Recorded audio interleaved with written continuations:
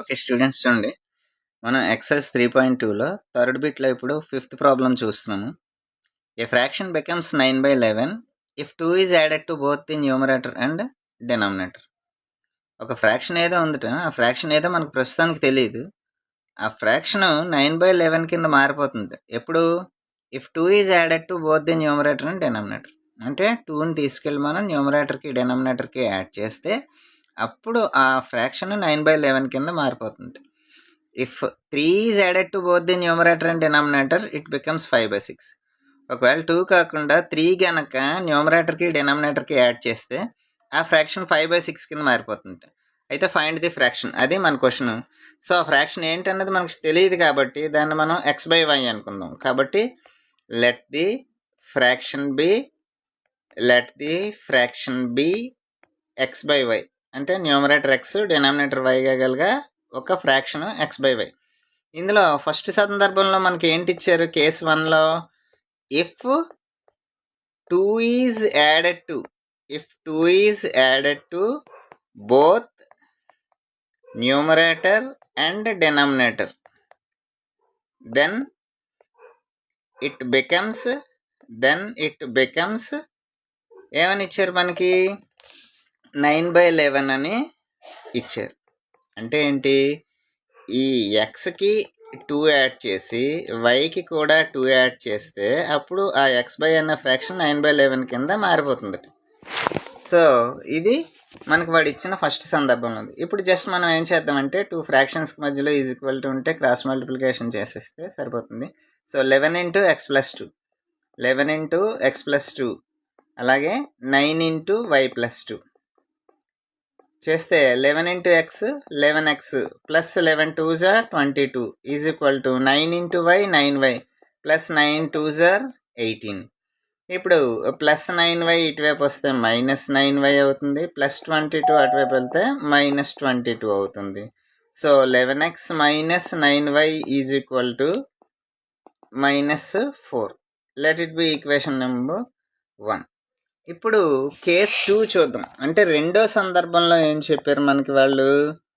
Case 2లో ఇందాకలా న్యూమరేటర్కి డినామినేటర్కి మనం 1 add చేసాం. ఇప్పుడు 1 కాకుండా 3 యాడ్ చేస్తే అంటే ఏంటి? If 3 is added to both numerator and denominator then it becomes 5/6. అప్పుడు అది 5/6 కింద మారిపోతుంది. అంటే ఏంటి? ఎక్స్కి 3 యాడ్ చేయాలట, వైకి కూడా 3 యాడ్ చేయాలట. చేస్తే x/y అన్న ఫ్రాక్షన్ 5/6 కింద మారిపోతుంది.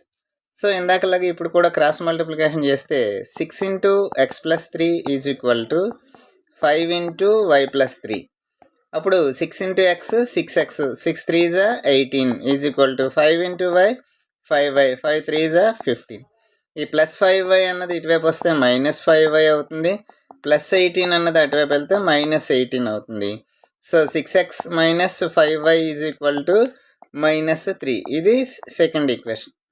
సో యాజ్ యూజువల్ మనం ప్రతిసారిలాగా ఇప్పుడు ఏం చేయాలంటే ఈక్వేషన్ 1 తీసుకుని అందులో x అని సబ్జెక్ట్ చేద్దాం. అంటే ఫ్రమ్ 1 ఫస్ట్ ఈక్వేషన్ని తీసుకుందాం. ఏంటి first equation? 11x - 9y is equal to -4.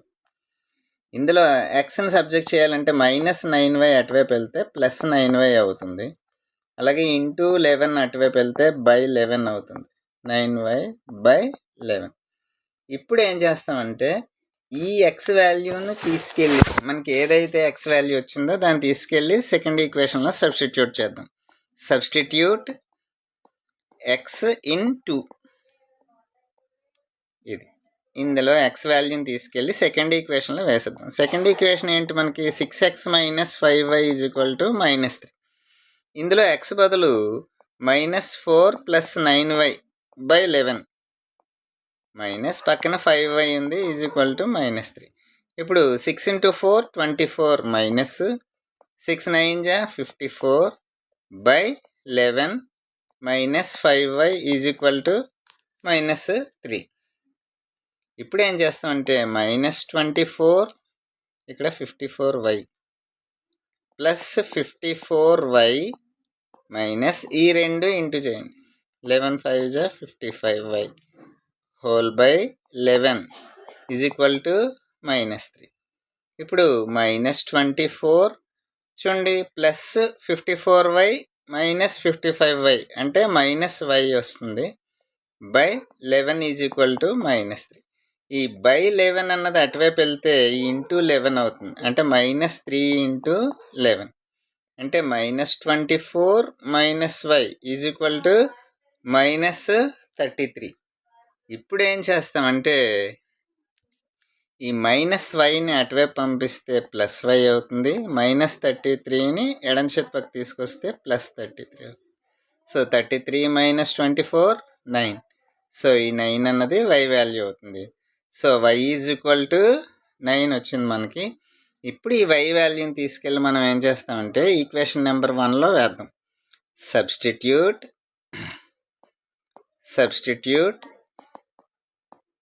y in 1. So y వాల్యూని తీసుకెళ్ళి ఫస్ట్ ఈక్వేషన్లో వేద్దాం. మనకు ఫస్ట్ ఈక్వేషన్ ఏంటి? 11x - 9y is equal to -4. 11x - 9y is equal to -4. ఇందులో y బదులు ఇప్పుడు మనం 9 వేయాలి. 9 వేస్తే చూడండి, 11x - 81 is equal to -4. 11x is equal to -81 అన్నది అటువైపు వెళ్తే +81. అప్పుడు 11x is equal to 77. x is equal to 77/11 అంటే x is equal to cut చేస్తే ఎంత వస్తుంది మనకి? 7 వస్తుంది. సో దేర్ ఫోర్ మనకి x ఎంతో తెలిసిపోయింది, y ఎంతో తెలిసిపోయింది. దేర్ ఫోర్ రిక్వైర్డ్ ఫ్రాక్షన్, మనకి కావలసిన ఫ్రాక్షన్ ఏది? మనకు స్టార్టింగ్లో ఫ్రాక్షన్ ఏదో తెలియలేదు, దాన్ని x/y అనుకున్నాం కదా. ఇప్పుడు మనకి x ఎంతో తెలిసిపోయింది, y ఎంతో తెలిసిపోయింది. సో ఆ ఫ్రాక్షన్ ఏది మనకు కావాల్సింది? 7/9. ఓకేనా స్టూడెంట్స్? చూడండి, ఇది ఎక్సర్సైజ్ 3.2లో థర్డ్ బిట్లో లాస్ట్ ప్రాబ్లమ్. దీంతో ఎక్సర్సైజ్ కూడా అయిపోయినట్టే. ఇక్కడ ఏంటి ఇచ్చారంటే 5 years hence the age of Jacob will be 3 times that of his sun. 5 years hence అంటే 5 సంవత్సరాల తర్వాత, హెన్స్ అంటే తర్వాత. 5 years hence the age of Jacob అంటే జాకబ్ అనే వ్యక్తి తాలూకా వయస్సు 5 సంవత్సరాల తర్వాత will be 3 times that of his sun, వాళ్ళ తాలూకా కొడుకు వయసు కన్నా 3 times ఎక్కువగా ఉంటుంటాయి ఇతని వయసు. ఎప్పుడు? 5 years తర్వాత. ప్రజెంట్ ఎంత ఉందో మనకు తెలియదు అతని వయసు. అలాగే 5 years ఎగో అంటే క్రితం, 5 సంవత్సరాల క్రితం Jacob's age was 7 times that of his sun.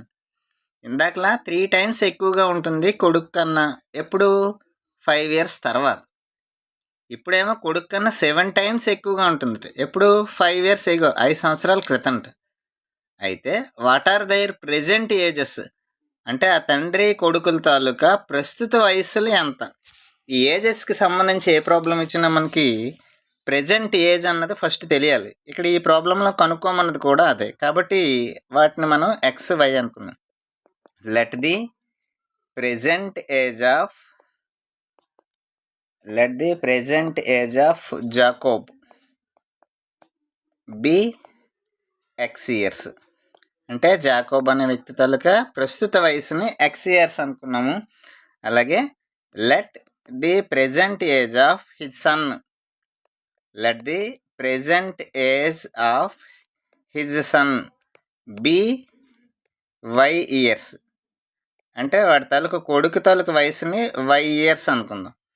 ఇప్పుడు మనకి ఫస్ట్ సందర్భంలో ఏంటి ఇచ్చారు? కేస్ 1లో 5 years hence the age of Jacob will be 3 times that of his sun.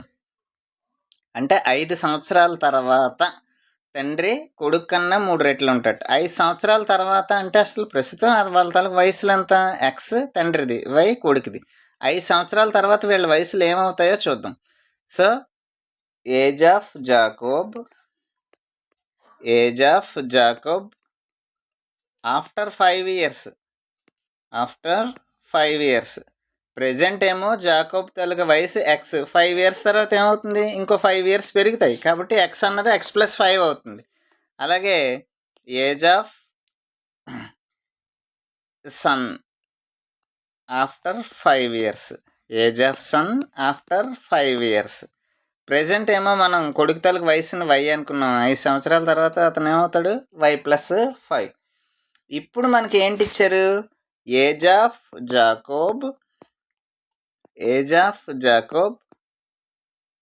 Will be 3 times of his son. అంటే కొడుకు తాలూకా వయసు కన్నా 3 times ఉంటాడు. ఎప్పుడు? 5 years తర్వాత. అంటే 5 years తర్వాత తండ్రి వయసు ఎంత? x+5 కదా. ఇతను ఎలా ఉంటాడు? కొడుకు వయసు కన్నా 3 times. కొడుకు వయసు 5 years తర్వాత ఎంత?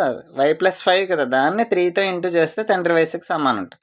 అంటే x+5 is equal to 3 × y 3y.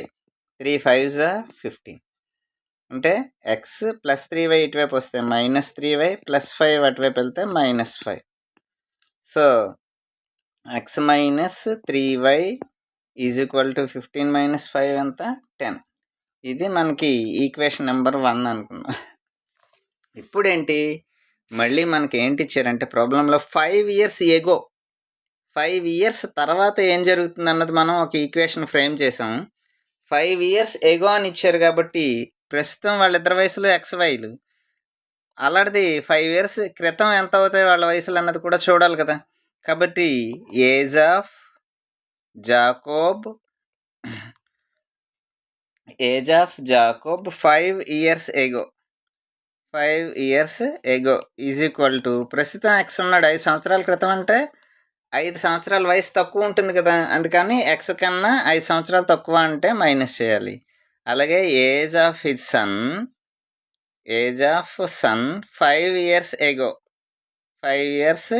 Ago is equal to కొడుకు వయసుని మనం y అనుకున్నాం. 5 ఏళ్ల క్రితం అంటే ఇందులోంచి 5 తీసేయాలి కదా, కాబట్టి y-5. ఇప్పుడు ఏంటి ఇచ్చారు? Age of Jacob will B 7 times.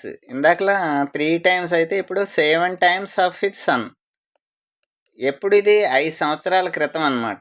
5 సంవత్సరాల క్రితం తండ్రి వయసు ఎంత? x-5. ఇతను 7 times ఉన్నారు. ఎవరికన్నా? కొడుకు వయసు 5 సంవత్సరాల క్రితం ఎంత? దానికన్నా. కాబట్టి x-5 is equal to 7 × y 7y, 7 5s 35. So +7y ఇటువైపు వస్తే -7y, -5 అటువైపు వెళ్తే +5 చేస్తే x-7y ఈజ్ ఈక్వల్ టు -30. ఇది సెకండ్ ఈక్వేషన్. సో సబ్స్టిట్యూషన్ మెథడ్లో మనం ఇప్పుడు కూడా ఫస్ట్ ఈక్వేషన్ తీసుకుని అందులో xని సబ్జెక్ట్ చేస్తున్నాము ప్రతిసారిని. సో ఇప్పుడు కూడా అదే విధంగా చేస్తే మనకి ఫస్ట్ ఈక్వేషన్ ఏంటుంది? x - 3y is equal to 10 కదా. సో -3yని అటువైపు పంపిస్తే +3y. సో x వాల్యూ మనకు తెలిసింది 10 + 3y అని. ఇప్పుడు దీన్ని తీసుకెళ్ళి సెకండ్ ఈక్వేషన్లో వేద్దాం. సబ్స్టిట్యూట్ x in 2 అంటే సెకండ్ ఈక్వేషన్లో ఈ x వాల్యూని వేసేద్దాం. సెకండ్ ఈక్వేషన్ ఏంటి? x - 7y is equal to -30 కదా. ఇందులో ఈ x బదులు 10 + 3y వచ్చింది మనకి, అది వేద్దాం. 10 + 3y పక్కన -7y ఈజ్ ఈక్వల్ టు -30. అప్పుడు 10 + 3y - 7y అంటే -4y ఈజ్ ఈక్వల్ టు -30. ఇప్పుడు ఏం చేస్తామంటే -4y రైట్ హ్యాండ్ సైడ్ వెళ్తే +4y, అలాగే -30 లెఫ్ట్ సైడ్ వస్తే +30. So 10 + 30 40. 40 is equal to 4y into 4 ఇటువైపు వస్తే /4. 40/4 is equal to y. So y is equal to cut చేస్తే 10 వస్తుంది. సో y వాల్యూ ఎంత వచ్చింది మనకి? 10. ఈ y వాల్యూని తీసుకెళ్ళి మనం ఫస్ట్ ఈక్వేషన్లో వేసేద్దాం. సబ్స్టిట్యూట్ y in 1 వేస్తే ఫస్ట్ ఈక్వేషన్ మనకేంటి? x - 3y is equal to 10. ఇందులో y దగ్గర జస్ట్ 10 వేయండి. x - 3 × 10 is equal to 10. అప్పుడు x - 30 ఈజ్ ఈక్వల్ టు 10, -30 అటువైపు వెళ్తే +30. So x is equal to 40. So x అంతా y అంతా తెలిసిపోయింది మనకి. మనం x అని దేనికి అనుకున్నాం స్టార్టింగ్లో? Present age of Jacob. So present age of Jacob అతన్ని మనం స్టార్టింగ్లో ఎక్స్ అనుకున్నాము. ఆ ఎక్స్ అంటే ఇప్పుడు మనకు 40 వచ్చింది. కాబట్టి జాకోబ్ తాలూకా ప్రస్తుత వయస్సు 40 years. Age of son present age of son, present age of his son. అతన్ని మనం ఏమనుకున్నాం, వై అనుకున్నాం. ఆ వై అంటే ఎంత వచ్చింది మనకి 10. కాబట్టి 10 ఇయర్స్. మనం చేసిన లెక్క రైటో రాంగో తెలియాలి అంటే మీరు చెక్ చేసుకోవచ్చు. ప్రస్తుతం తండ్రి వయసు ఎంత మనకి 40. 5 ఇయర్స్ తర్వాత ఏమవుతుంది, 40 + 5 45. అలాగే ప్రస్తుతం కొడుకు వయసు ఎంత మనకి 10. 5 ఇయర్స్ తర్వాత ఏమవుతుంది, 10 + 5 15.